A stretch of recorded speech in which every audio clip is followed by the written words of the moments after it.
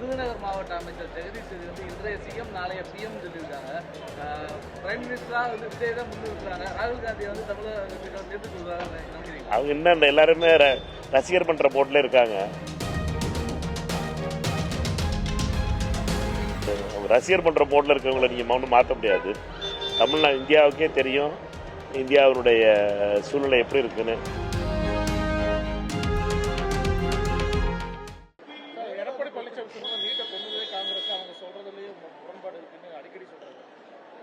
அவர் அண்ணன் எடப்பாடி அவருக்கு வயசுக்கு மரியாதை கொடுத்து அன்பா சொல்கிறேன்.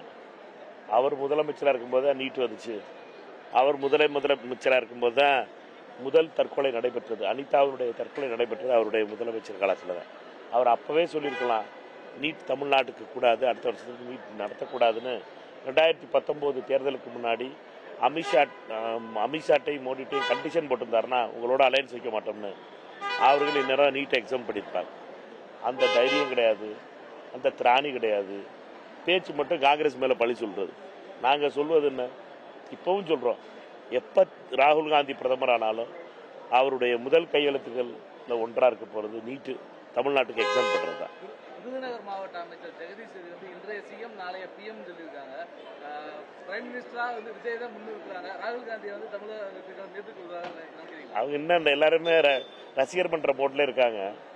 அதனால நீங்க ரசிகர் பண்ற போட்டில் இருக்கவங்களை நீங்க ஒன்றும் மாற்ற முடியாது.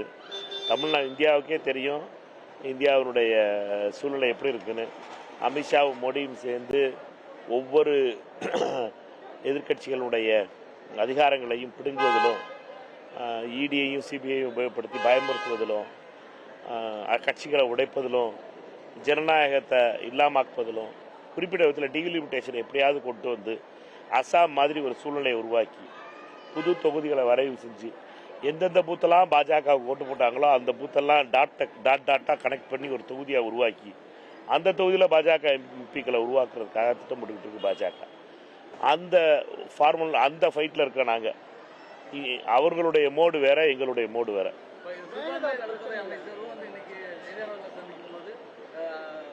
பிரதமர் வேட்பாளர் யார் வந்து தேர்தலுக்கு முன்னாடி 3 மாதங்களுக்கு முன்னாடி தான் முடிவு செய்வோம். விஜய் பிரதமர் வேட்பாளராக அப்படின்றத முடிவு செய்வோம். நெல்லையில் பேசுகிறோம்.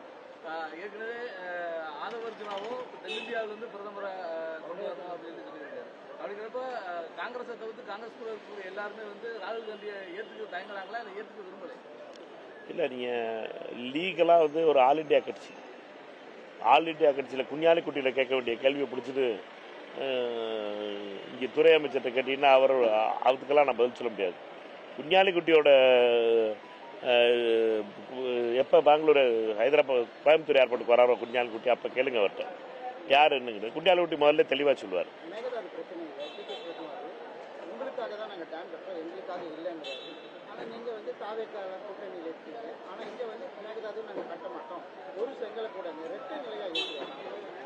நீங்கள் ஒன்று ரொம்ப தெளிவாக புரிஞ்சுக்கணும். ஒரு ஊருக்கும் இன்னொரு ஊருக்கும் தண்ணி பிரச்சனைக்கே நம்ம கோர்ட்டுக்கு போகிறோம். ஒரு மாவட்டத்துக்கும் இன்னொரு மாவட்டத்துக்கும் இந்த தண்ணி பிரச்சனை. இது காவிரிங்கிறது ஒரு மாநிலத்துக்கும் ஒரு மாநிலத்துக்குமான பிரச்சனை. ஏன் எங்களை பொறுத்த மட்டும் தாங்கள் தமிழ்நாடு காங்கிரஸ் கமிட்டியை சார்ந்தவர்கள். எங்களுடைய நிலைங்கிறது ஒரு செங்கல் கூட வைக்கக்கூடாது, மேகதாதுக்கு வைக்க விட மாட்டோம் நாங்கள் இருக்க வரைக்கும். இதுதான் எங்களுடைய நிலை. கர்நாடகத்தினுடைய அரசியல்வாதிகள், அது தேவகவுடாவாக இருக்கட்டும், எடியூரப்பாவாக இருக்கட்டும், அசோகா இருக்கட்டும், டிகேவா இருக்கட்டும், எல்லாரும் அவர்களுடைய நிலை என்னட்டா மேகதாது கட்டணம்ங்கிறது.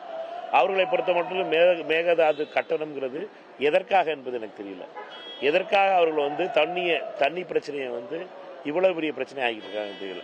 காவிரி பிரச்சனைங்கிறது வந்து ரொம்ப முக்கியமான பிரச்சனை தமிழ்நாட்டுக்கு.